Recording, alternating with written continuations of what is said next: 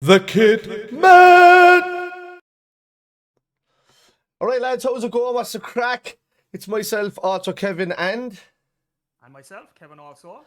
We are the Kit Men, back with you again with some weekly podcast shite bag talking, or whatever you want to phrase it. Right, yeah, we're just going to ramble on about this weekend's, or last weekend's Premier League stuff. We're going to look forward to AC Milan for the Liverpool side of things, and look forward to Aston Villa with the return of Steven Gerrard this weekend to Anfield. So what do you think? What do you want to start with, Kev? I suppose if we take it from the top, Kev, for what the top was just a few days ago, and maybe just have a quick chat around West Ham and Chelsea. Okay. I think I don't think Chelsea have been on top form for the last few games. A result like this was definitely coming along. Again, it's something that we would have hoped for before the weekend's football kicked off. Kevin is obviously doing something with his cup there, but I can't see him on a different camera. What cup is that? Oh, that's the It's a dog. Fergie one. I have to show you in this one. He's in this camera over here to see me, so then you guys can see me here. Like, you know, so yeah. So yeah, 3-2. Good game. The goal at the end was absolutely amazing. It's just one of those things that happens in football. I just think that was going to happen to Chelsea no matter what happened. You know, I just think that result was coming. As we kind of and look, I did say this previously that I do think Chelsea have a very good team. I think they have a very good manager. I don't think they're there yet. So in terms of the top three, I think they will be the one that will finish third. And eventually, as the season goes on, you'll kind of see them fading away. But to be totally honest with you, I'm surprised they've lasted this long. And fair play to them. I've kind of had conversations with people, you know, kind of saying that managers like Klopp and Guardiola, the consistency levels that they show in terms of gathering points for their teams, it's unbelievable. And I sometimes mention Tuchel in that argument as well, but he hasn't done it yet, even though I easily put him in there. I do think he's capable of it, but as I said, I don't think they're just there yet. So that result happened. We'll see how they go over Christmas, but as I said, they will be the ones that will finish third behind City and Liverpool. And you know, I think that's the first game of many. You know what? It's going to come down to in these situations as well. Mainly, well, especially affecting us in Liverpool is AFCON. When that comes around, that's going to tell a lot whether we stay afloat with them, you know, and that kind of way. Like for me, I still think we're the best team out of them. Like City are well drilled team, but they don't. They're scoring goals from most places, but a lot of the people that are scoring goals from are now starting to take little knocks, and the person that's keeping them afloat at the moment is Bernardo Silva, and you know, and Cancelo really is creating a lot of chances and stuff for them. With regards to Chelsea, like we said at the start of the season, I said it to you before last weekend when we did the last podcast. I said Chelsea would be third by the end of the weekend. You did say that. Confirm that. Yeah, so that that by the end of the weekend they'd be third. It's just that I just feeling that like even if we didn't get a result or you know we'd have to go for a result. I thought we'd get a result against Wolves. We get to that in a minute, but with the fact that Chelsea are consistently playing well, and okay, so they've only conceded 6 goals all season, right? But that's the sign of a good, well drilled team. But they've also not been scoring as much as us and City, you know. So but they have a good goal difference. They don't get me wrong, they have, and good defenses do win you titles and stuff like that. But they can only last you so long. And I mean, Werner's on a bit of a flop. You know, Lukaku's only coming back from injury. Injured, isn't he? Yeah, so Lukaku's been injured. Havertz took a knock the other night as well, I think, or something like that. So, we'll see how good. I think they'll still be thereabouts at the end of the season, but I don't. Yeah, I still think they'll finish third outside one of us or City. They have a couple of games coming up. I think Everton is one of those games. They have a couple of like what I would call winnable games. It'll be interesting to see now over the next couple of weeks how they get on. Because if they don't take advantage of their winnable games, then I think they'll fade quicker than what we would have thought of initially. You know. Again with West Ham, you know they're doing good this season. They're doing pretty well. I fancied you like on paper you'd fancy Chelsea to beat them. Yeah. I think West Ham have that result in them, and they'll take points off other teams as well as the season goes on, you know. But as I said, the next couple of games for Chelsea are very important. If they don't take advantage of that, they will fade faster than what we thought. And then it's just going to come down to Liverpool and City after that, then basically. Yeah. Yeah, I think so. In kind of a way, I'm hoping that your man Rangnick does something well, kind of like an Ole style thing, where they kind of start getting on a bit of a run, and they start causing hassle to the rest of the teams, bar us. Because I mean, I think on any given day in the last, especially over the last number of seasons, we can tear United apart by just as long as we go up to third gear, like, and But the City struggle against a United side that's somewhat cohesive.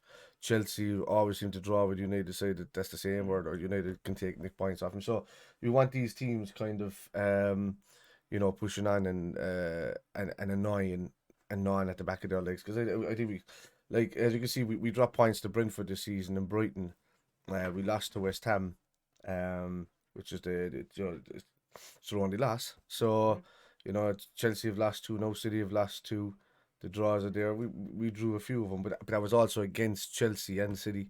Yeah. So when you think of it, our blips have really been, Brentford, who were on fire at that time, and ever since have dropped away, really. And Brighton, who have been doing well most of the season, but very similar to Brentford, have just kind of they're becoming the team that draws with everybody in the league this season. Spurs are a team we've got them coming up now fairly soon after Aston Villa, I think, and or is it 2 weeks after that? I'll let you know. There's Leicester between that and It's the 16th, I think we're playing. Or no, yeah, because we got Leeds. They're in there, like it is Spurs, Newcastle. Was it Newcastle after Leeds? I'll have a look. I'm tired today, lads, so you'll have to leave me off. So yeah, with Spurs going up, we have to watch them as well because they're scoring goals and not conceding. In the last couple of games now, so Conte's starting to get these claws in there. No, I watched them. They were pretty comprehensive against Norwich, and I watched them, but it was I didn't see much of anything that would cause us or maybe a City any hassle unless they play that direct ball, which can catch City out, and at times over the top it can catch us out stepping back, but we seem to recover much better than what City does, or would in those positions. But they will cause it. I think United getting a slightly stronger and a better unit team wise, because I mean Fred looked like he was an animal the other day for United after being like. He was the most hated player by the fans in the last season or so, but he was played out of position. It's that simple, like. So yeah, we'll see how they get on, and but getting back to the result anyway from West Ham against Chelsea, they're fantastic again. they had a blip in a couple of games since beating us as well. And what is it like? Teams get a result against us, and then they just want a bad run, and then they start doing something again. I don't or they get any sort of result against us, and then they start losing the next few games. They're not picking up any points, and then all of a sudden, then they'll start beating big teams again. But but like for me, Chelsea looked like they were kind of caught out a bit. They looked a bit leggy. They looked tired. The first thing in the first sentence that Tuchel said was, the schedule is that way. And I'm like, hang on a minute, dude. You haven't even gotten into the middle of December yet. That's when the schedule is going to start looking and kicking in the ass when it comes down around New Year's. From just that week leading up to St. Stephen's out Christmas Day, and then that few days afterwards, you're talking about a game every 2 days. You're the lucky one. In the 2nd of January, I think Liverpool are playing like 8 games in total or something like that. So that's a lot of football in a short space of time. I think as well, for a manager like Tuchel who hasn't been in England before, I think the Christmas thing is always a shock to them when it comes around. The Germans especially. It happened to Jurgen as well in his first season. We were doing really well. They have a 4-week break. Exactly. So like no matter how much they prepare for that, it is always a shock. So the same thing could happen to Thomas Tuchel this year as well, or this season, I should say. So yeah, that is important to remember. If he is giving out about it now, then God help him. Basically, by the time a lot of the matches are that close together, pretty soon, I think, as I said with Chelsea, I think the Christmas is going to tell us a lot about them. The next couple of weeks as well. As for West Ham, fair play to them. Everything's a bonus and a plus for them. Yeah, I'm kind of delighted for David Moyes because he was a good manager at Everton. He was a scapegoat for United, really. We said that before. He went in at the wrong time. I don't think he was given enough time You know, just look what he's done with a team like West Ham.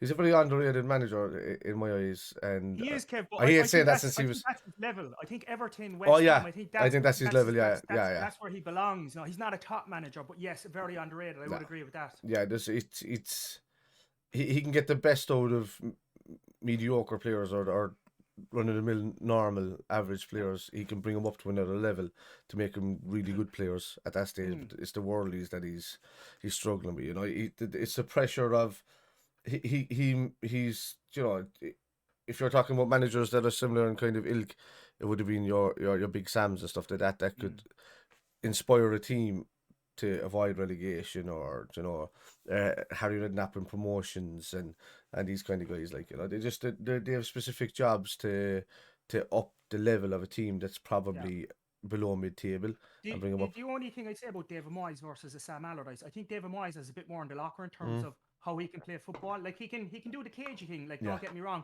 but he has it in his locker as well to make a team that's a little bit more creative than that also, Yeah. Again, I was just, when we're chatting about Chelsea, I think the thing to remember for Chelsea as well, just to give them some hope, because they're missing a few lads from the middle as well. I think that's affecting them, and I think Lukaku as well being injured. Like, if he was fully fit and he was an option to come on there the other day, like, properly, God only knows what way that game could have turned out, like, and again, look, the goal, that last goal was awfully bad. Look, Mendy is a good keeper, in fairness to him, so that's not going to happen to him every week. So again, just to kind of big them up a little bit, that was like Masuaku's second goal or something, Yeah. You'll never see that again. Nah. And just in favour of Chelsea, there's a lot more going in their favour than not in their favour. What I did notice is that Jorginho's been gifting goals to others. I think so, yeah, because he's been gifting goals to sides in the last couple of weeks. He's just not been concentrating or been on the ball. But that's fatigue, man. That's doing the Champions League. You have with him, he had Italy with the bloody, was it the World Cup? Not the World Cup. The European Championships, what am I saying? The European Championships, and I don't know, Ireland haven't been in it for a while, so I'm forgetting which one it is which. And he has he's gone through that, come back. Harry Kane is a prime example of that. Look how much of in bad form he's been, because Sterling is the same. He's been struggling. Foden has been on and off, hot and cold this season. When he's on fire, he's on fire, and when he's off, he's off. So they've all been feeling it. Trent was injured through all of that, so he's come back fresh. Hendo was using that to get his fitness back, so he's fairly fresh after coming back. So like we've kind of looked out that way in a way. Verge was injured, obviously he's only coming back, so he wasn't playing for the Dutch team. Matip doesn't play for he doesn't play for Cameroon. He signed himself away from Cameroon, so he doesn't even do international football anymore. So we've benefited in that way. Thiago, he played bit parts for Spain, so he didn't have much to do. So like we've benefited that way. Jota stayed as sharp. He was getting game time, but again, substitute appearances, a couple of starts. That's about it. Not a lot of time spent like in constant camp. But like these guys, do you think that the two teams there, Chelsea and West Ham, that are third and fourth at the moment? Do you think that, like, I suppose West Ham more, do you think they have it in them to keep the pace up there and finish fourth, or do you see a Tottenham or something like that? Do I know what I think? Spurs will come in and take it. To be honest, I think with the way they're playing, that they could come in and take it. No, I think Arsenal are there, United are going to be there, but if you ask me, no, that group of four is who I think is going to be battling for that one spot. And the rest will play in Europe, in UEFA, so Europa League. I think after the disappointment the last season with West Ham going so strong, they'll give it a real go this season. As you can see, they've beaten us, they've beaten Chelsea when it mattered, but then they're dropping points. They're kind of like what we did as Liverpool going back 10 years ago, so 12 years ago, whatever the hell it was. We were, beating the bigger sides, then beating the mid-teams, and then drawing and losing against the lesser ones. So like they're in a learning curve, and they're going to have to learn sustainability. They're going to have to keep that pressure up on the rest of the teams around them, and will they have the mentality to do it? That's the difference. That's their stats. So City, again, I thought they'd if we're going to go to City now versus Watford, like I thought that they were going to I thought like Watford would give them a bit of hassle, but they were kind of dire early on in the game, and City could have put them away a few times. Yeah. But then as I've noticed with City, they tend to die out in games. I've been watching it now for the last number of months with them, and they'll have severe pressure on you early on in a game, and once you hold them at bay, they tend to disappear. Do you They think tend to as slow well? down. Yeah, There's a psychological thing that, like, they're so good at retaining possession. mm, Once they go a goal or two up, like, yeah, again, from watching some of that game, it was like men against boys, particularly when City were in the final third, where they were able to pass the ball to each other, yeah. get in amongst the box, score lovely goals.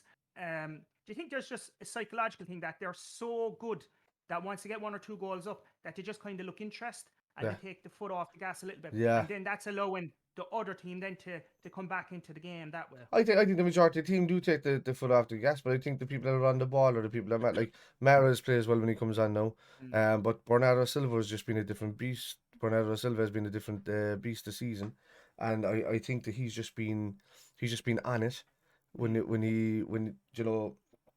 when when they needed him, he's been there. Um, I still don't see the Grealish thing. No, yeah, Grealish, and he, like, the only thing I would say about the game the other day is that he kind of played in a false number 9 Mm. sort of a way. I do think it suited him. Well, yeah, it's a little Um, bit better. uh, Look, he's only in the door there, I suppose, so time will tell. But I wouldn't have rated him in the way that other people would rate him. I'd agree with you in that way. Yeah. But I suppose, I think they're Pep just Guardiola probably knows a they're bit looking for more, they're looking for another Beckham, and he just falls into that category. They tried that Yeah, years ago as well with David Bentley. He was another one of those people that were that had that Beckham-esque about him, and yeah. it's a look thing and it's a style thing, and I just think lads and lasses have horns for him or something for some reason, and they're So do you just think it's okay, if you use the example of a David Beckham, or to a lesser yeah. extent a David Bentley, do you think it's just he's in, I know he was Irish as well at one stage, but you just think he's that sort of, English cool lad sort of vibe to him, very marketable, everybody likes him, Yeah, next big thing kind of I in just your remember him at mind? the start, and he was able to dance through people Mm. and take people on and all of that. And I think his injuries have held him up. I think Okay. he can't do what he used to do when he used to take people on and dance inside them and Yeah. do all that. He does a lot of sidestepping now, and then he waits to get fouled. Mm. And I think he's changed his game to that. Okay. And whether that's like the Jack Grealish of then would have been worth that 100 million now, but the Jack Grealish of now, I just don't see it. I just see a dude with big calves and thighs and just does a lot of side dancing. And Mm. I don't see him like he can retain the ball as he's going sideways or backwards, but when he's running with it, he's easily either fouled or taken off him. So I don't know. I see a completely different change in his game in the Mm. last couple of years, and I don't know whether people have to spot in that or what You think he's but bulked up too much? I think so. It's affecting him. Yeah. I think he's for the injuries that he takes on. I think he's oversaturated his physique, Mm. if you get me. So Oh yeah, he's absolutely. not leaving enough fatty tissue there to to help with that would protect tendons or Take ligaments knocks and or whatnot. yeah. So the muscle can be down to be all grand, but if once that muscle starts rattling on the back of Mm. anybody who's like that, it's just going to start tearing at the fucking tendon. That's from what I've seen. That's what happens. That's you need some sort of natural fats and as they call it synovial fluids and all this kind of stuff to be fucking to keep your body moist is a lovely word, isn't it? You're starting to Moist, sound like Pornhub there, I know, Anthony. yeah. To keep it moist inside and flowing, and Mm. and just not so tense and tight all the Yeah. time. And I just think that he does look after himself and he does do Mm. his thing, but it seems to have hindered his game.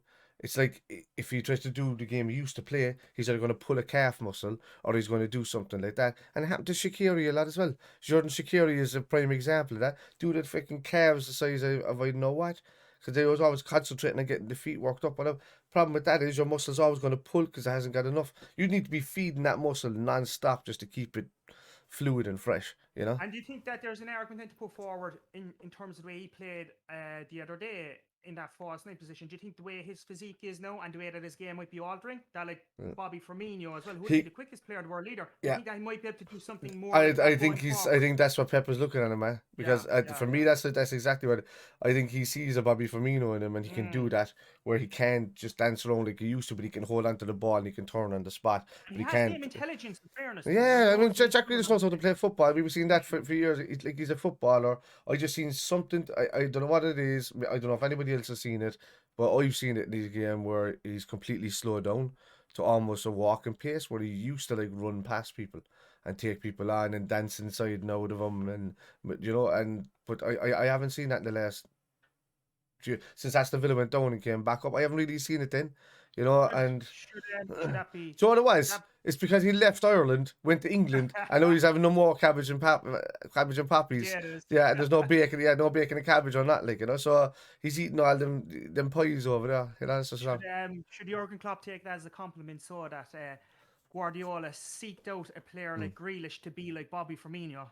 Well, Jurgen Klopp can take it as a compliment from Pep, but I mean, the compliment should be just towards Bobby Firmino, really, because it's his intelligent play, his selflessness.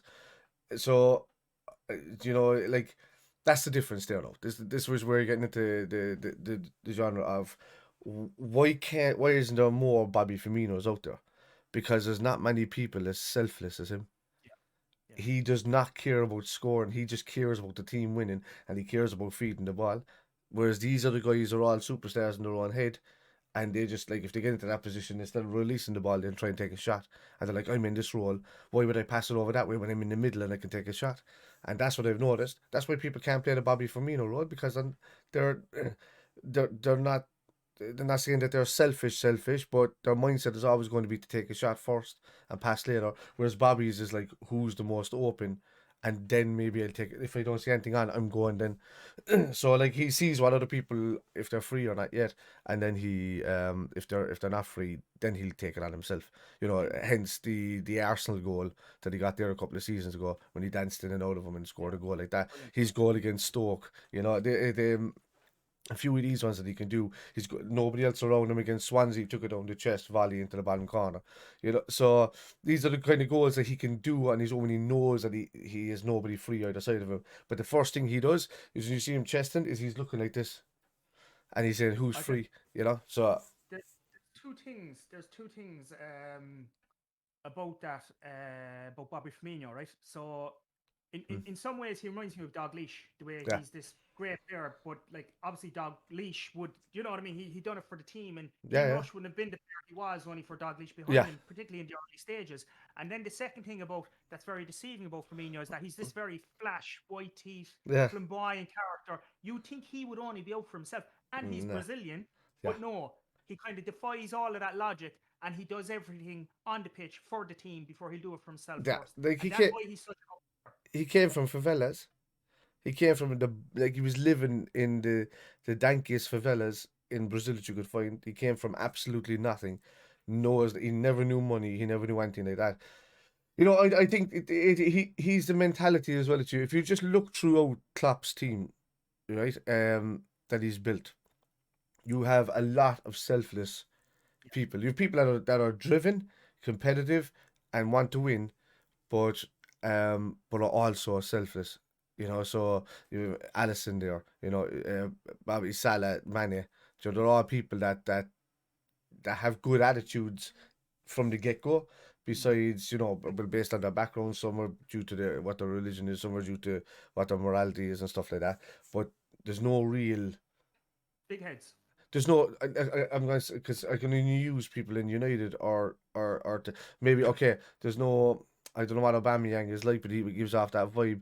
Pogba is one of them. That's kind of out from, there's none of that in the team. It's just... I would call him an Instagram footballer. Instagram footballers, right? So that's what I'm saying, there's none of them guys. Probably the closest thing to it that has completely changed his tune since his Arsenal days is Alex Oxlade-Chamberlain.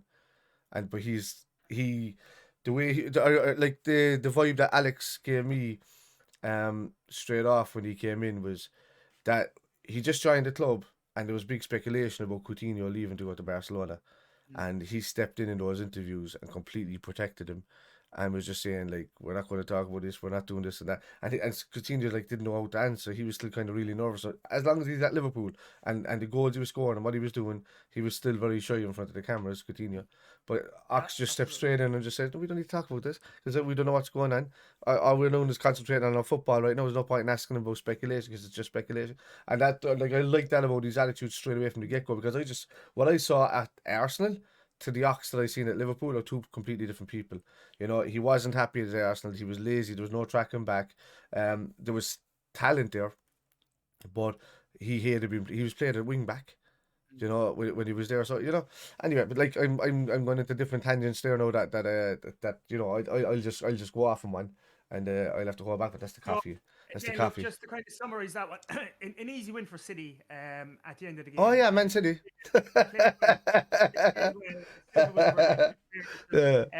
I'd put a good argument there that Silva, only for Salah, probably would be the best player in the league this season. But he's absolutely brilliant. To think then they have Kevin De Bruyne as everybody else to step in there as well in time. They're a frightening prospect if they keep going the way they're going. But I suppose the only team really that could stand up to them, and we may as well chat about them now, is Liverpool Football Club, who played on the same day. So do you just want to touch on that, Kevin? I'll touch Liverpool all day if you would. I'll touch them all day long. The handsome shower of bastards. The love of my life, Divock Origi. They're all from the team. Nobody would kind of be an example of that more than Divock Origi. Yeah. Like, who else would stay at a club as long as he has to play second fiddle and still want to be there? You know, that just goes to show you like what he thinks of the club, and this is why he's on the same power level now for me as David Fairclough back in the day.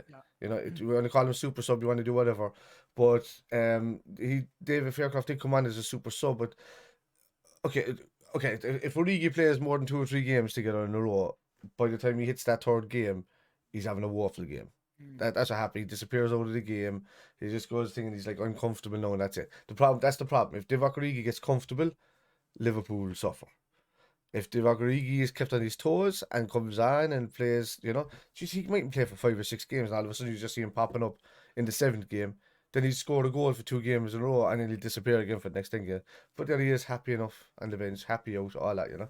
So look at the goals and his importance as like the Everton goal, you know, with Pickford's little arms, and the Newcastle goal of the same ilk. The Barcelona goals, the Champions League final goal, just to seal it and just like you know, lift, like, you know, his importance in that Champions League run, to see, like, that's, to me, as much as Ronaldo was important in that, the corner taken quickly, the goals that he came in with in that campaign, he is like 150% as much should get as much plaudits as everybody else in the team, even if he didn't play all the games, because his importance was ridiculous in that campaign. But look, we were stuck. We weren't scoring goals. Sa in their goal was inspired. He was saving a few left, right, and centre. I mean, Thiago chances, the Mane chances, like the Salah chances. It was just bouncing. And Jota, you know, anything that, like, I know who Jota made that. I'm not going to talk about how he missed that. Connor Cody then on the line, like, which made it. Yeah, he took it right in the ball sack. He took it, and he was in pain for about 10 minutes on the floor.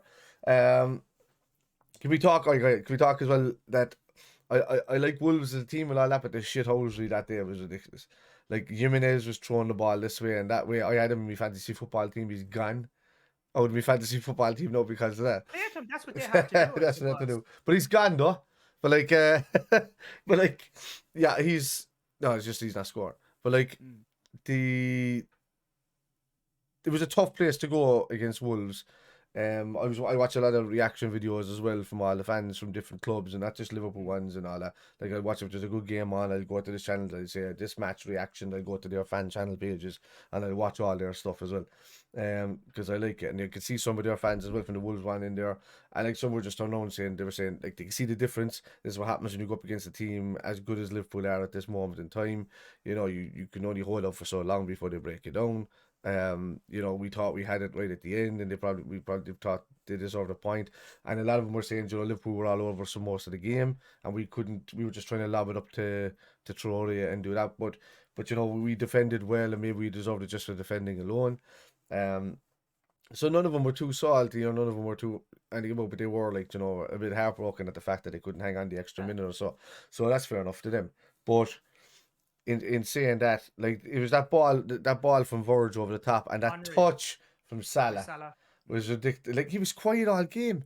Like, the lads, he had 3 of them around him all game long, and it just goes to show that it just takes that 1 or 2 moments from Salah to get free to do it. So you can mark him. At this point, isn't it? You can mark him as hard and as tight as you want, but he will get 3 to 5 opportunities to get away from you, and and at least 2 of those become goals.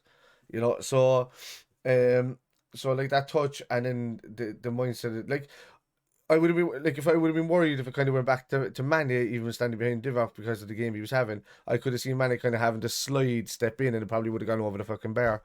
But the fact that Divock just stopped it away from his body, took one big lengthy step out away from his body, because with his stretch, like, and then just turned and knocked it straight into the goal, nice and easy, and I think I'm Lord Divock, is it? And or Big Cockerigi, and but like, I love all the memes. What was the one? He hates him as well because like that. Yeah, but we call it. Well, no, but he hates him because the reason why they were associated was with your man with that meme with with the thing. But he didn't want to be associated that. But what he did want to be associated with the fact is that the fans meant, like, you just have swag. You just come on when you want it, and you have that swag, like, So, and did you hear what Jurgen said before he came on? Just go on and be Divock. Yeah, just go on and be Divock. Yeah, that's unreal. Like, and he was Divock. So, like, that, it just goes to show you, man, that we have goals even coming off the bench when we need to. Minamino has been plugging in with a couple there recently. Divock is able to pop in with 1 or 2 even, even when we brought him on for a few games, he wasn't putting away, but it just goes to show you that these lads are stepping up even when Bobby is missing, and Bobby's coming back down the next couple of weeks, so Kate is already in training, so he's ready. I think you might see him for the AC Milan game, but if not, like, that's when I would start playing him, really, if you're gonna play him anyway. I'd play him and Minamino and Divock Origi all over there. Absolutely. And give him a run and just keep everybody fresh for the visit of Aston Villa on the weekend, which we'll get to in a minute. And I just say as well, like, the thing about Divock Origi, and you nearly forget about it because he's at the club so long, but he's still only 26 years of age. Like, he was signed by Brendan Rodgers. Yeah. Do you know that's how long ago he was signed? Yeah, he played well for Belgium or something in the championships around that time, and they brought him in, and like, he was the next big thing to happen. And he was tipped as the next big thing. I've heard other Belgian players talk about him, saying he's like the best thing ever. But like, he's never quite fulfilled that promise in some ways. I just wonder if he did go to another club, would he be someone that's knocking in 20, 30 goals a season? I'd say so. I think he would be. He would suit a team like Spurs. If Kane was injured, he was, we're not going to sell to a club like that, though. We'd sell lesser and then wait for him to be moving on 2 years later. But I know he would suit a West Ham. He would suit a Spurs. He would suit Newcastle. Yeah, I think. No, I wouldn't let him go. Newcastle would definitely. Yeah, we're not going to be able to let him go. Not with Salah, not with an AFCON season coming up. So, which kind of, look, I get it. Everybody needs their tournaments and stuff like that, but I'm just hoping that AFCON gets called off because of this whole COVID Omicron variant thing. But they said that they have bubbles. I think the only thing, and like, I read that in terms of league games, that the players should only miss 2 games.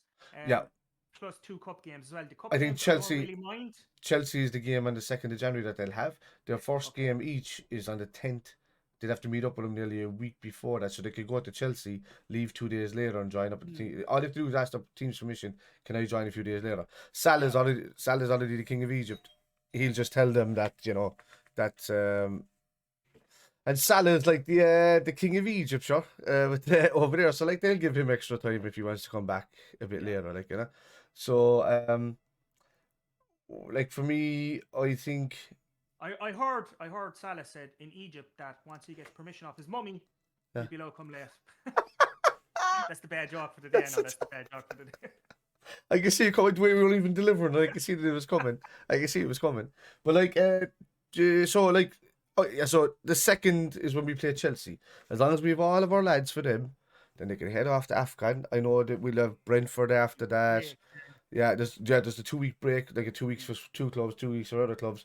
So by the time that 2 week break comes around, with Senegal and Egypt could be out of it, or and then back in, but like they're done over like every 3 days. So it's a pretty quick tournament. The tournament itself is only about 2 weeks anyway. So like let that happen. Um, and by the time we get it like January is pretty much a cup month Yeah. when you think of it that way. So you probably 3 league games max. So Chelsea's the first one to get that out of the way. Brentford is in there. Brentford's in there, and I forget what I'm gonna have a look. I'm gonna look that up there actually. No, when I'm here and I'm looking at it. So we have fixtures. Yeah. So yeah. So yeah, Chelsea. So we Brentford, Crystal Palace on the 23rd. And like it's not the Leicester again after that. So you're looking at League Cup games and the start of the FA Cup coming up around then. Yeah, it's Brentford and Crystal Palace they'll be missing for. So we should be okay, And, even if they are away, and we have Bobby Firmino back, we've Divock Origi, we've Minamino, Diego Jota. There's options there, and on paper we definitely should be better than those teams that we're facing, and we should be quite confident in the sense that we can get points out of those games as well. Hopefully wins, but at the very least don't drop points too much and stay up around the top of the table as well during that January period. Yeah. So I mean that's look, as long as they're there for Chelsea. Yeah. And it's all good. Really, that's the big one, really, having there for Chelsea. After that, like if it comes to the point where Chelsea are still struggling around that stage, and we can put a nail in that coffin, then after their busy period, will they be tired? We're used to doing this now. Them as a team are not. They've done it the same as us every year, but they haven't done it consistently, and as us. So I think that maybe. Yeah, I think keep them there for the Chelsea game. They're gone. It's actually 2 weeks from that Chelsea game until the next league game on the 15th. No, and at that stage they'll be playing on the 10th themselves, and they'll be playing again on the 13th or 14th. I was watching that in the Afghan. So even if that, so they're not going to be there for Brentford, obviously. But let's say like these are after those initial group stages. So that's the first 2 games out of the way. They'll be between the 10th and that. Then they'll have I think a third group stage, which is I think maybe on the 17th or something like that. And then Crystal Palace is on the 23rd of January. So by that stage, they could either be going through to another round or something like that. But in my mindset, they're only going to be missing for Brentford and Crystal Palace, and maybe a League Cup semi-final if we to get past Leicester in the quarterfinals, which is in the 22nd. So just before Christmas. That's my birthday actually. Yeah, so I thought it was Aston Villa Spurs, but it's actually Aston Villa Newcastle then Spurs. So we have it that way. So within 8 days we play Aston Villa, Newcastle, and Spurs. But we're 2 of those are at home though. Yeah. Yeah, Spurs away. While we're on it there, we might deviate off Liverpool thing there, and like you brought up Villa there, so obviously we're going to talk about STEVIE. Well, it's Liverpool enough, I suppose, But obviously we've got them on the Saturday. But what did you reckon of Villa playing Leicester over the weekend? What did you think of the performance of the Villa team? I thought Leicester started off brightly, man, and I thought that I thought Leicester were going to take the game from the way they went at Aston Villa, but I mean Stevie G just gave one hell of a halftime team talk there, man. Because they came out like a different animal. Let's just allow the chance, but they were pinned back. Like they were pressing a lot. You can see some of the elements. Pushing up you can see some of the elements of, let's say, Rodgers and Klopp together, kind of in Stevie G, in that kind of way. The way he had the team pressing. They got their just rewards, turning the game around after being 1-0 down and winning 2-1. So they're going to be a hard prospect this Saturday, but it's Anfield. We are Liverpool, and we're trying to get back to Liverpool even at that. Like, it's not been said enough, but I was saying to you off screen earlier, nobody's mentioned the word mentality monsters in a couple of seasons since we won the league, mainly due to what happened to us last season with the injuries and all of that. But what I saw with that result against Wolves, And what I've seen with how we've been destroying other teams, like, you know, and try to put the nail in the coffin. Even like in the bad games against Brighton and Brentford, we the weakened midfield and all that kind of stuff. It's not an excuse. We're a top side. We should be winning those games, but it was weakened and we were exposed because of those weaknesses. So I mean, it is down to those, and at the end of the day. But what I am seeing is, especially in the Wolves game, is it had that Aston Villa feel about the season that we won the league. Yeah. Where they where we That were was 1-0 December as well, 1-0 wasn't it? down until the last 2 3 minutes to go, and 2 goals in the space of a couple of minutes.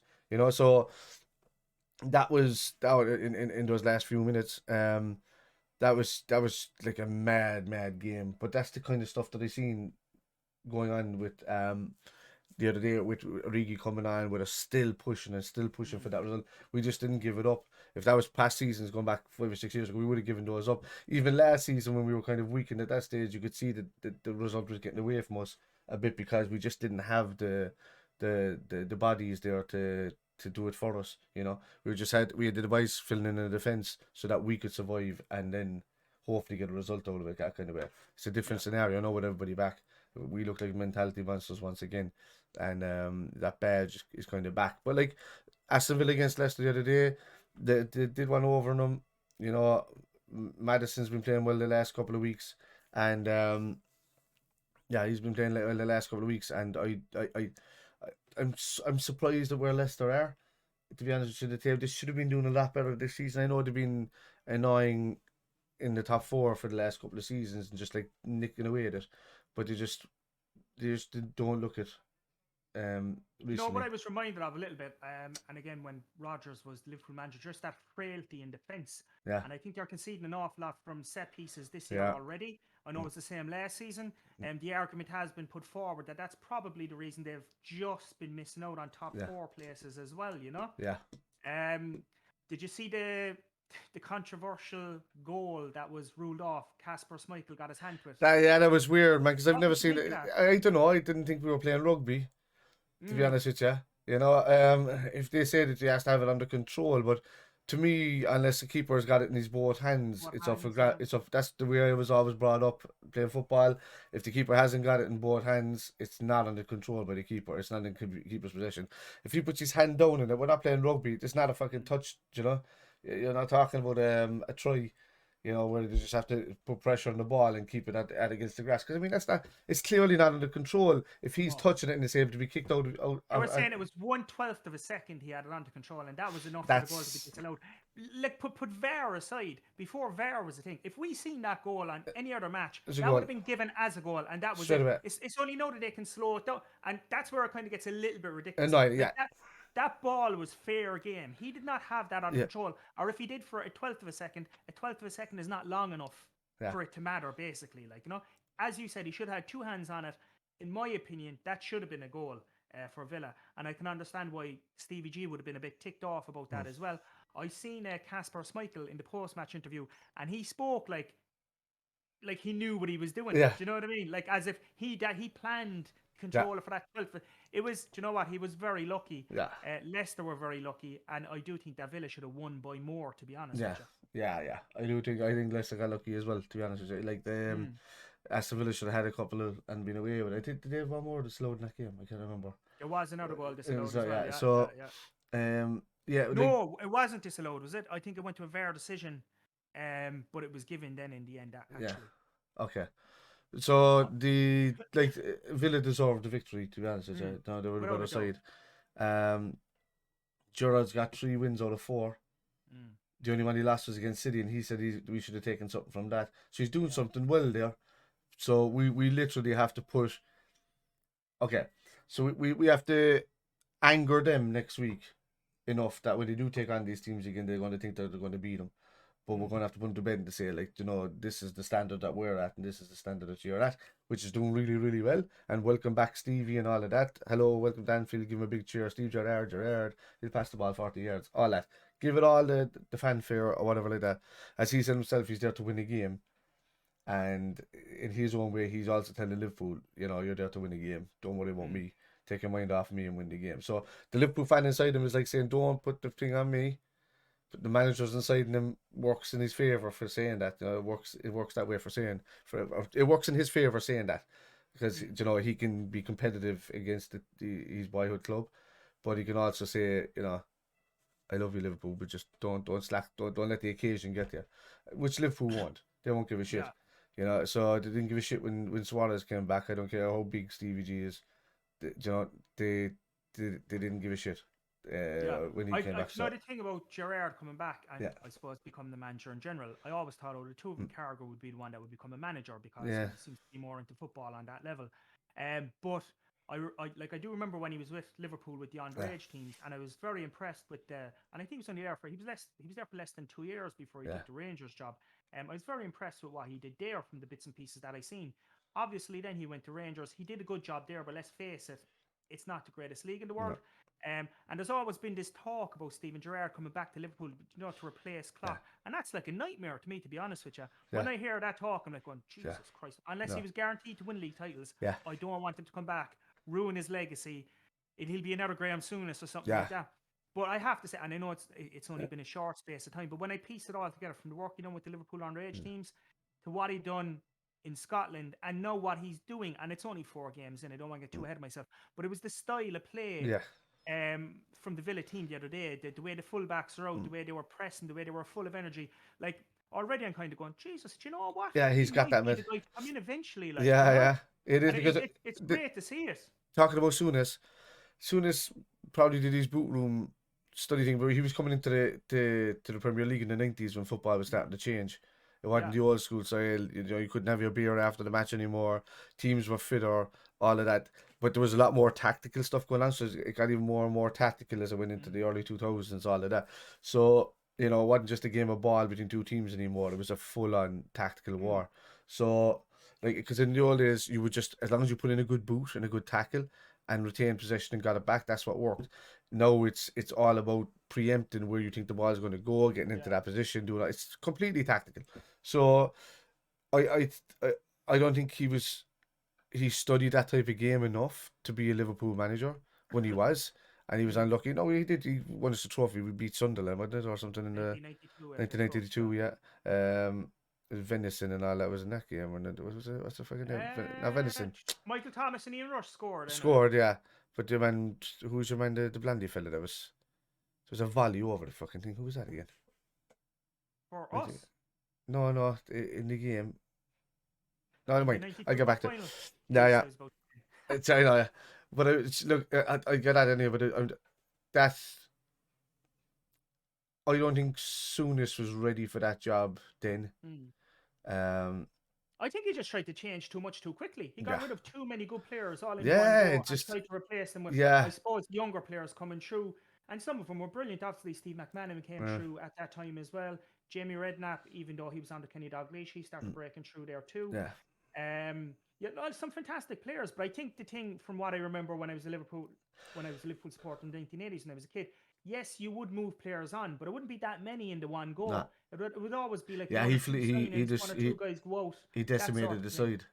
I think the biggest thing I remember was in '88 when Dalglish signed. I know Rush went as well that time. He got Aldridge, Beardsley, and John Barnes all in the Barnes, one go. yeah, And that was very exciting. But obviously that worked out for him as well.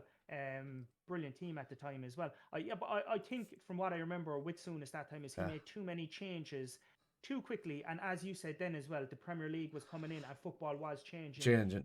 in a bigger way at the same Yeah, time. and You know? he was trying to catch up with what United and Leeds were doing at the time, Mm, and Arsenal were in there as well. At that stage, but they were starting to drop off a bit. But he was, you know, he was looking at what was being done at that stage. Barcelona was like a massive team, around then, and they brought yeah. in a fresh new side. But they had scouts Cruyff doing would it have for a been long there time. that Yeah, time. they would have been scouts that they had ready to do this. Like this dude was building that over 2 years. But as soon as came in and tried to do it overnight, and it didn't Mm. work for him. And Well, but I I think as like well him as a pundit. he tried to take things that were going on for him in Italy when he went Yeah, over there. He was quarantine, I believe, wasn't it? So the stuff that was going on, or was it Sampdoria? It was Sampdoria. Yeah, I Sampdoria, think it was yeah. Sampdoria. So it was the things that were going on in Italy. He tried to implement them as well, Yeah, and he was like, you know, I know things were changing and all that, but like yeah, he did.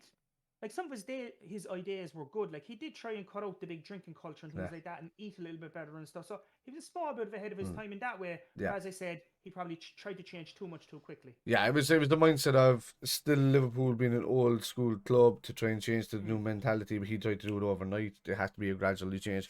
It happened, but I see a massive difference in Gerrard, because Gerrard decided, I'm not going into management straight away doing that. I'm going to come into the youth sector. I'm going to learn Klopp's style of play. I'm going to remember what I learned from Benitez and Rod. Like, he's worked on the managers that have given him all the best of their traits. I know he's implemented it himself, and I was watching an interview actually only this morning there, where he walked around the training ground of Aston Villa with Jamie Carragher. Yes, and it was like 20 odd minutes long, and he was just saying that like he stole this from Rodgers to play. He's learned this from Klopp. He's learned that from Benitez, and he's put it together. He said he's even learned stuff like that from Hodgson at the time and all. He did all of these things, and in the long run, and. As long as he doesn't bring those results to Hodgson, then I don't mind, because Hodgson was a good manager. He just got lumped in at the wrong bad owners at the time. Yeah. No the backing. thing with him, right? What I always say about Hodgson was, again, like David Moyes, he was a manager that should have only gone to a certain level. So your Fulhams and your Palaces and things like that. Yeah. And I don't think Hodgson was a bad manager, but he didn't have the personality to be a top manager. Yeah. And the style, the kind of way, like he was probably good on shape and things like that. But he always reminded me of a manager that would have done well in Italian football in the 1980s. Do you know? And he was just a nice guy. He wasn't ruthless enough, and so he wasn't risky enough. So whereas most managers would be. So, like, I'm not going to say in too much. I like Roger or Hodgson as a manager, but not of Liverpool, obviously. It was the wrong time for him to come in. With that changeover, the whole after FSG trying to take over from those other two fucking Egypts. But look, Gerrard, 2 or 3 seasons there now at Aston Villa will have him well and truly. If he's getting into Europe with them and doing his thing in Europe with them, then I don't see why not. He could be the next one that's in line in a few seasons' time with Newcastle, with a bit of money behind him. They'll see his style of play, and he could be one of the next ones that's just wanted like that, and upcoming. But look, Klopp has got his contract there for another 2 seasons, another 2 seasons, 25 or 24. One of the other, but he can still extend that for another 2 or 3 years easily. Look, he's done 7 years at each club that he was at through Mainz and Fuffen, and I think he'll be 10 by the time his contract finishes with us. Is it 2015 he took over? So he did a lengthened it up to 2024, I think. Okay. So, I'd like to see him extend it again by another 2 or 3 years, which would be amazing. And pay him his 20 million a year or whatever like that, and he'll deserve it, rightly so, for how much just the mentality of the club changing alone to be winners again, rather than just languishing behind everybody else. Well, I suppose I suppose just to say there, Kev, like when FSG took the club over, now arguably they got it for a steal of 300 million or whatever, but that club now is worth into billions, and we're worth to do with that, like 2 point something billion. No, we're worth like we was 1.8 billion, but it's 2.2 billion now or something. It's worth. The pandemic took a hit in it or something, so we're now to 2 billion. Now it's back up to 2.1 billion, but we're worth more than what Manchester United are now at the moment currently. And we're not usually in debt. We're not struggling that way. Oh, we've zero debt. We're completely in that in the black, as they call it, and so yeah, like we made the most profits over the last few seasons as a club, while still maintaining and spending, which is great. So like I like the way FSG are running the club. They've had their blip with trying to make the Super League. Not that I didn't disagree with the Super League either, because I thought the concept of it was a good idea, except, and like we always say that, the football pyramid thing, where they just nobody gets relegated or anything. So you'd need that. It needs to be. That's too American for me, and it's a lazy way. It's all that's about is sponsors, bravado, money, and it's got nothing to do with the sport in general and the self and the competitiveness. The spirit of the sport is fucking Kidderminster can come up and play Liverpool in anything, where anybody can play anybody, and that's the way it should be always. Can I just say there, just to summarize on the Villa thing, right? Yeah. I'll just say this myself, that there was a time when I would have been very, very worried about who the next Liverpool manager was going to be. and I kind of have Pep Linders in my head and stuff like that. Yeah. Obviously, I would agree with you in terms of Klopp is still relatively young, and Yeah. hopefully he can extend the contract and Yeah. things keep going well, etc. But if Gerrard, from what, and again, it's very early days, don't want to get carried away, but if he carries on going the way he's going in that trajectory, and I'm more open to the idea now of him becoming the Liverpool manager. I was very against it before, but very hopeful that someday he could step into that hot seat, you know. Yeah, he's the one that would be adored by the fans instantly when he comes in anyway, you know. You wouldn't want him to have another to do an Ole or whatever like that. No. But I think okay, so whatever about Ole coming in, he didn't have he doesn't have he's never on the level of Steven Gerrard. He doesn't have the football and brain that Steven Gerrard has, even when he was on the pitch or when he became captain, or you know when he tried to be a coach after it. You know, people just don't they can't speak highly of because he's dedicated to it. Like he's so dedicated to the roles he's involved in that, you know, people just say it like they can't get over it. That's the kind of mentality that's world class. Zidane talked about Gerrard in that way. Pirlo talked about Gerrard in that way. You know, Mourinho, Wenger, Ferguson himself, they've all spoken about what Gerrard, we all know how much of a legend he is, but it was just his mentality of how he takes on the sport itself and what he thinks. He's a winner, you know. He is a winner, He was a winner in a club that didn't win a lot at the time, and well, no we would matter. have been lost without him. Oh yeah, oh He's yeah, a modern day Billy Little, I suppose. yeah, You know? yeah. So like, yeah, he's what Billy Bremner was to Leeds back in the day. It, you know, you can't put a price on. Well, you could have if Chelsea got a hold of him that time, That was but like he 30 didn't. million or something at the So time. I know what it When you was. think about it, Jesus oh my Christ God. Almighty, that But would look, be. I suppose all that being said, it was a really good win for Villa. Yeah. I wonder at Oh the yeah, same time, the football. the football. I wonder again, is Rodgers getting to the stage where he has done before with Yeah. clubs, where it's kind of coming to the end of the road? His limit. Not that he's run out of ideas, but it's going a bit sour. Yeah. Because I can't see them getting top four this year. It's not No. going to happen, you know. No. So I just wonder. I'm not going to say Leicester are getting fed up with Rodgers. I think he's going to do a good job, particularly for a club like Leicester. But just wonder, is that experiment come to an end now? Does he need a different challenge after this one? After this season, I should say. But only time will tell on that one, I suppose. Kev, I'm just wondering. We'll see how the January window goes with him. Exactly. Do you want to, like, quickly there? I suppose the other big game to cover would be Manchester United over the weekend. Yeah. Well, as you mentioned earlier, the most hated player in Fred and the most disappointment won him the game, and he played like a worldie, to be honest with you. So, you know, Rangnick is. I know he's going to come in and have a different style. He's going to have a style of play, which was the opposite to what Ali or Ole, what do they call him? Like we always remember Ole Gunnar Solskjaer, but is it Ali? Is what they're Ali. So what the fuck is that? Yeah. So I just know him as Turncoat.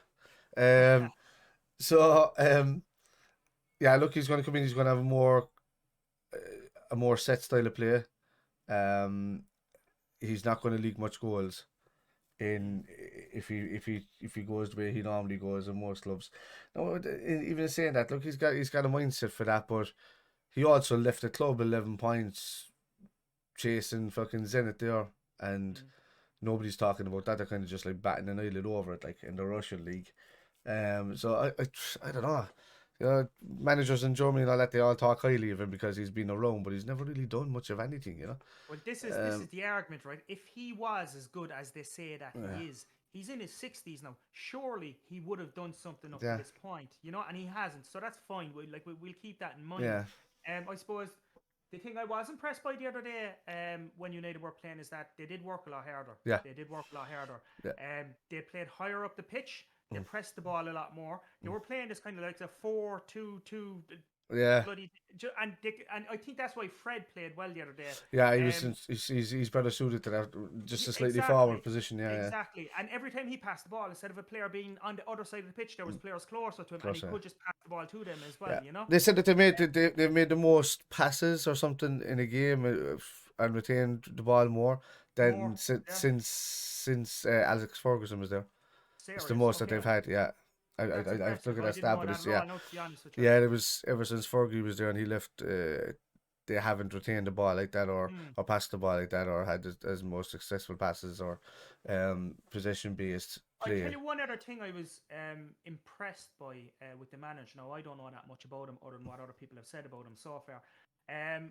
One of the things that I thought would have been an instant problem would have been Cristiano Ronaldo, his ego, etc.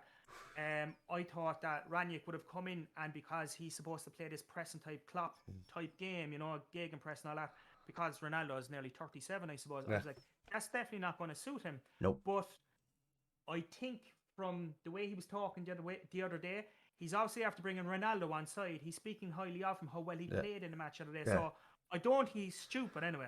I think he's going to challenge Ronaldo. I think he's going to bring him in on the fold, and I think he's going to use him in the right way, which I do think he did the other day. Ronaldo. I think Rangnick is going to play the set trap game.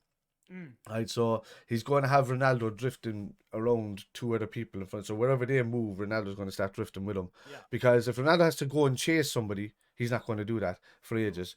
But if he can set him in a position where they can trap people trying to play out, like by setting a trap and coming in, because that's the Klopp style of play, but we do with such high velocity, with such high velocity and intent.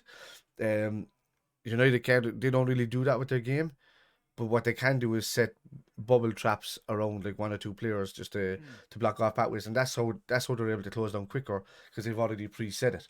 And if they have Ronaldo, but for that to work, Ronaldo or whoever else is going to be playing up front has to be moving within that triangle, as they call it, there along the pitch. So if they drop back, he's going to have to drop back a bit, because there has to be he can't leave a large amount of space between him and those two lads behind him. Otherwise, those boys can just pass out around him, and United are just United again that they've been the last while.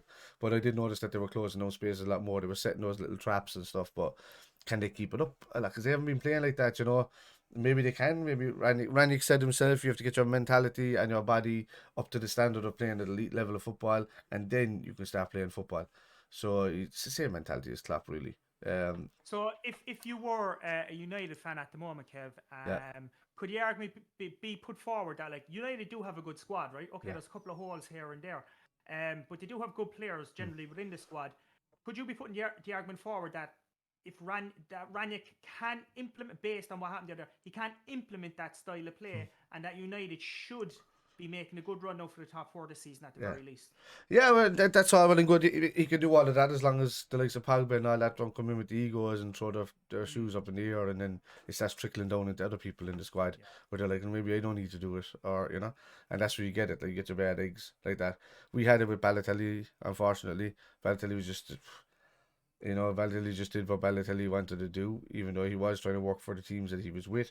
He still had this lazy attitude of not implementing it, more in his game, and that was his downfall at the end.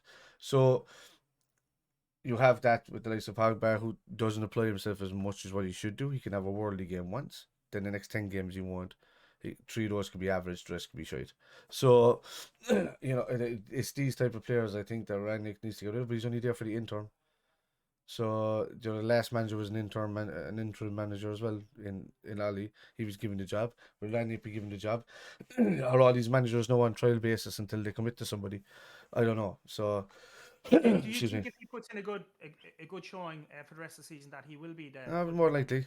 Yeah, if he puts results together. Like Ali put like 8 to 10 wins in a row together that time with United, got given the job, and then just went to shit straight after that. Yeah. So it's all about the mentality that they have to upkeep and keep it up like for the entire time, and not just to get a happy bubble going for a little while. So I think their biggest test will be when things go wrong, and they will go wrong. So when you have like what they call an interim manager there, when he falls out with players, when results aren't going their way, then the players are going to be looking at him going, sure, he's only here for a while. Yeah. They're not going to push that extra bit for somebody that they believe. I think that's where they've gone wrong. They should have just said he is the manager and let him at it. Do you know what I mean? Yeah. But they what you call him? They have he's the type of fella that's going to come in, and he's going to wreck them in training.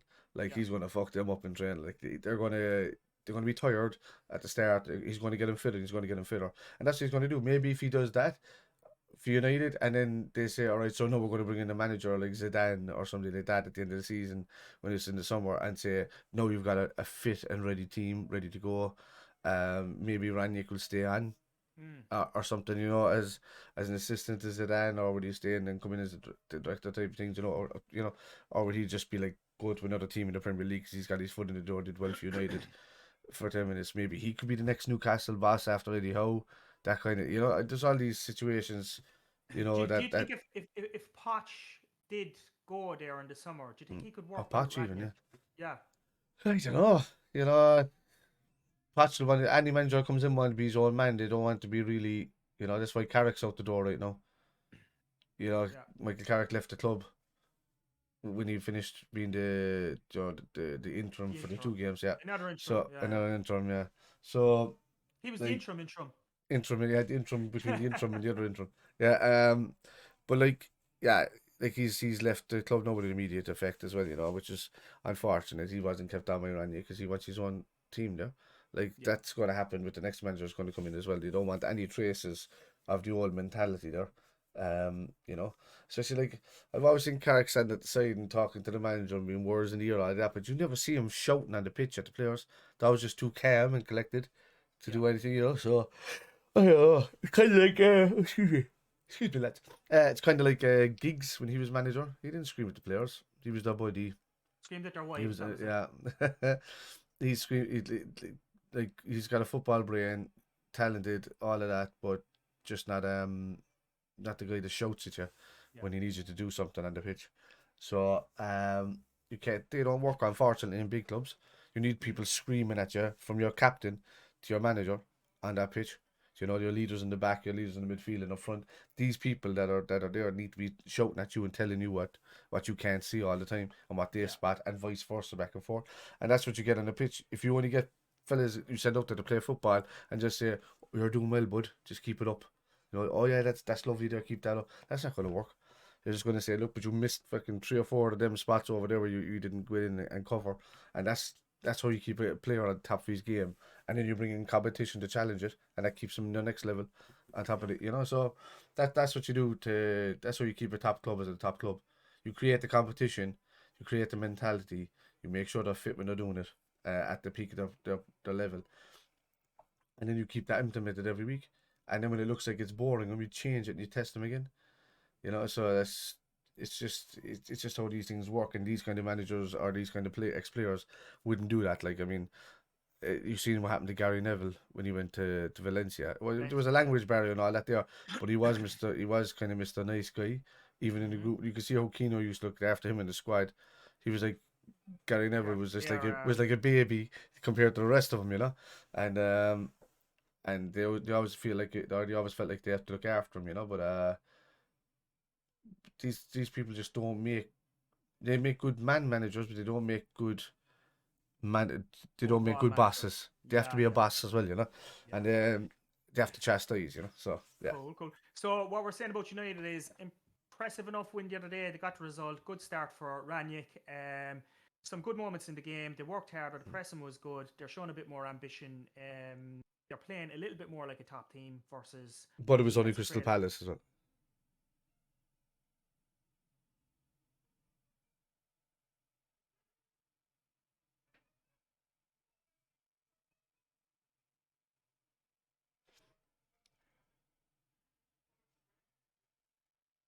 Back? Yeah, you're back there now. So I said it was only Crystal Palace as well, so that cut off there. So no, whatever. Grand. So you know, so will you have to edit that bit now? Will you? I will. When I say only Crystal Palace as well, you can start off with a laugh and we can continue on. All right. And do you know what? Just before we do that, do you just want to, like, you probably have the results in front of you, just fly through the results of the rest of the games, and then will we finish off with Liverpool then in Europe tomorrow night or something? Yeah. That's what we're going to do. So you say, and it's only Crystal Palace, and I laugh. So, I'm sure, yeah, he's implemented a lot well, but it was only Crystal Palace at the end of the day, do you know what I mean? Anyway, look, we'll have a look at the results from the full-on results from last weekend and the whole lot and the midweek that we missed, because I mean I didn't even get to watch along the other day. You were working, I was delayed. So it's the first one we missed all season, and it nearly cost us. I felt like it was unlucky when we weren't doing it, because it was 0-0 up until like the 94th minute. Imagine the goal celebration on your video. Oh, I would have been cartwheeling. You would have just seen a cartwheel head just going past the camera.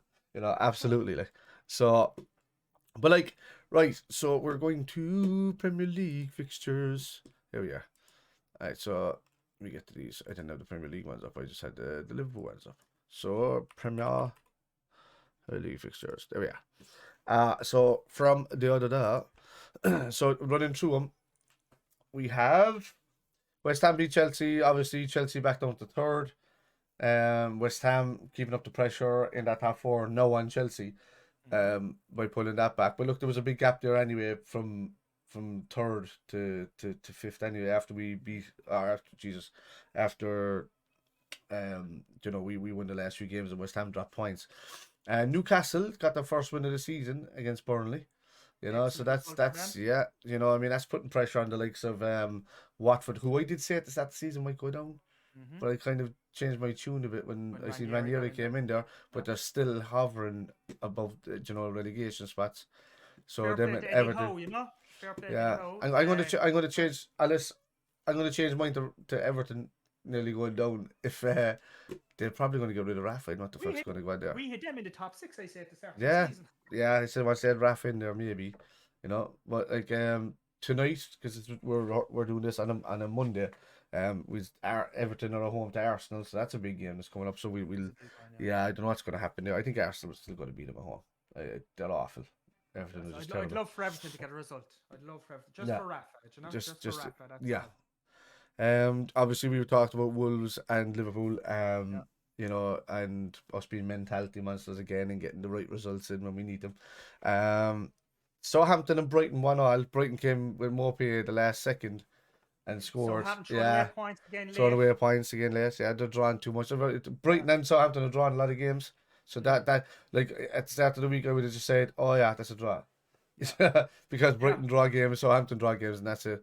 Watford were unlucky. They came out, look, I said it earlier, they come out of the trap straight away at you in the first half, and then they tend to die away as it goes into the second half and stuff like that, They do get chances. They'll always create chances.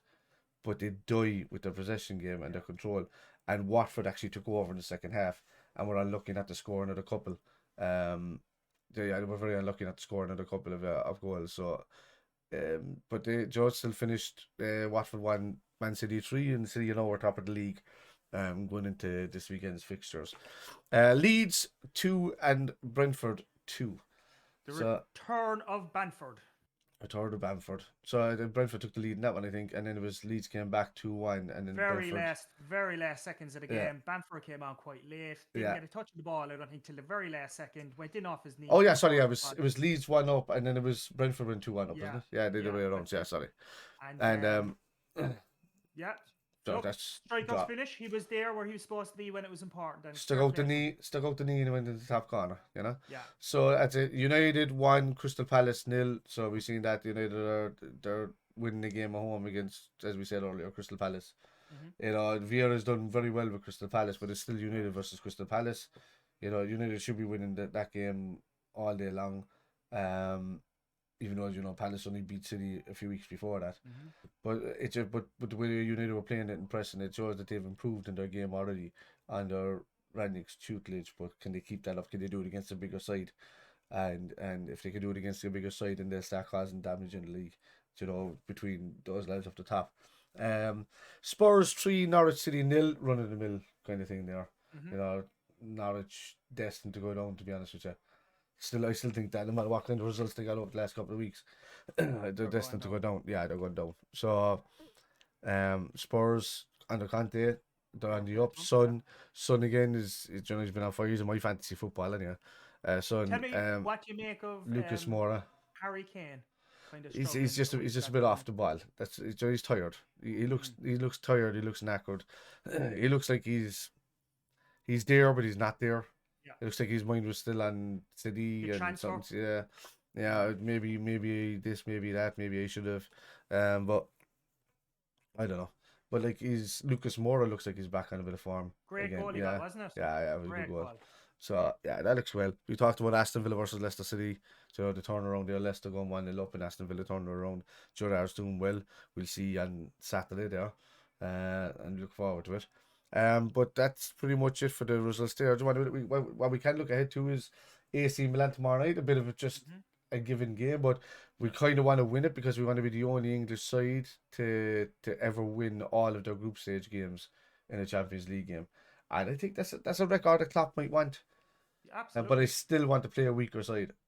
Absolutely. I think this is a bit of an ease up, as they Yeah. like to call it. But as you said there, I would prefer if we got maximum points. Yeah.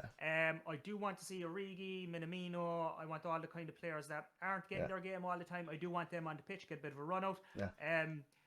Again, if I had a choice between winning tomorrow night and winning on Saturday, obviously I would take them on Saturday. Yeah. So this is kind of not a second-rate game, but second in importance, definitely. But I'm looking for us to put in a good performance for the players that are going to play, that want to make an impression for Klopp. Yeah. I want them to put in a good performance, show fringe players. Absolutely. Yeah. And particularly coming up to Christmas, we're going to need these players as well. So it'll be good to see them in that sort of environment tomorrow night as well. I don't know if Martin was registered for this Champions League team. I haven't looked that up, but if he was, I'd stick him in there. You could try Kate, Oxlade-Chamberlain can jump in there. You know, for these games, Minamino, Origi, I don't know. I wonder if they need more putting Queevy and Kelleher in there as well. They might do, you know, just to give kind of Ali a rest for a few games. So, look, it's at the San Siro. It's going to give these guys, whoever's going to play there, it's probably going to be one of their first times ever playing there. Absolutely. It's been a long time since any Liverpool team has played at the San Siro. So, yeah, I mean, we're talking about when Gerrard was young, kind of thing. Did he even play there? You know, that kind of it. But because anytime we played them, it was in European Championship finals. It wasn't in any group stages or anything, you know. Yeah. So, yeah, look, go get the 3 points tomorrow night, but use the weekend side doing it. I've been saying that for weeks, but then Klopp surprises us and sticks out a good side for a meaningless game, and you don't want to get. Definitely not now with losing the lads to Afghan. You don't want to be picking up niggling little injuries now. So look, Kate is going to need minutes. Give him minutes out there if he's available for it. Give Ox more minutes out there because he's starting to get sharper and sharper as the week goes on. I don't like the fact that he only came on at the end of the game the other day. I would like to see more of him coming on a bit earlier because he's been good the last few weeks. And yeah, I'd like to see him to give it a bit more time. So yeah, start Ox tomorrow, start Minamino, start Origi. Best you can. Just get prepared. Afghan's going to come up. As Afghan's going to come up, you're going to have Harvey Elliott kicking footballs again. He should be back and ready to go by February, hopefully. So they said 4 months, and that was in August, September, something like that. Yep. So you know, you're talking January, February there. So we'll see. But look, 3 points against AC Milan tomorrow is kind of all the way. Yeah, you know, just kind of go for it. But as you said, if I had to choose between that and the game on Saturday, then I would take the game on Saturday. Points tenfold, because it's meaningless. This game is meaningless except for that record of winning being the only English team to do it. But I suppose if we have the opportunity to do it, Klopp's going to want to take it. I think there's three things, as we said already, like the fringe players putting in a good showing, finishing top of the group, winning every game. That sends out a message to the rest of Europe that Liverpool mean business and we are one of the top teams in Europe at the moment. And then the third thing is just to keep that momentum rolling over, that winning mentality, and it'll set us on the right path moving forward after that as well. You know, nobody's going to want us in the next round. No, I guarantee you. Oh, excuse me for the island, lads. This is a very enclosed room, and I didn't turn on my fan. Right. So I think that's probably about it, Kev. That's the lot, buddy. That's the lot. Just the preview or the post match. I think the only thing we could look forward to. Do you want to give predictions for this weekend's games coming up? If I call them out, yeah. Go on if you want. Go on. We do try to be a Mr. Kevin. Do you want to do the watch along tomorrow night? Oh, we do the watch along tomorrow night. Oh yeah, absolutely. Yeah. Tomorrow night, so we'll do it at the end of the watch along or something. I don't mind. I would just run through it just to give people what they're doing. Go on, fuck it, just do it. All right, so Brentford, Watford, go. I'm going to take Brentford 2-1. Think so? I'm going to say smell a draw if Brentford are drawing all the time here. No, Watford. If Dennis starts scoring. But I think Watford will win, so I'm going for them. Oh, you're going for Watford, not Brentford? Yeah, Watford I'm going for. Okay, I thought you said Brentford win 2-1. No, okay. Man City Wolves is the 12:30 kickoff. 2 or 3 nil to City. Think so? I don't. I see this as one of the eggshells. Wolves doing one. Wolves went there last season and did the double over them last season. I hope you're right. I have my fingers crossed.